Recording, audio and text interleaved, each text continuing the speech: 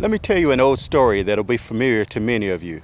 There was a professor who wanted to teach his class a lesson, so he got a large jar. He put some rocks inside of it, about fist size or a little bit bigger, and he piled them up to the top. He asked the class, "Is this jar full?"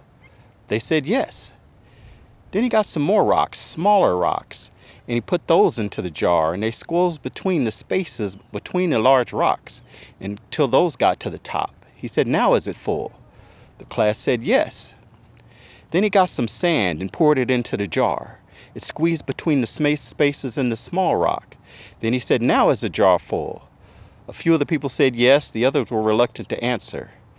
Then he got some water and poured it into the jar and filled it up to the top. He said, "Now it's full." He said, "What does that show us about time management?" One of the students raised their hand. They said, "It shows us that no matter how much you got on your plate, you could always squeeze in a little bit more." He said, "No, what this shows you is that you should always put the big rocks in first. Always prioritize the things that are of importance to you. Do those first. So take what's important to you and put that into your calendar, whether that's serving God, whether that's your finances, your family, whatever it is that's most important to you, prioritize that first and let everything else fall through as it may. Put in the big rocks first."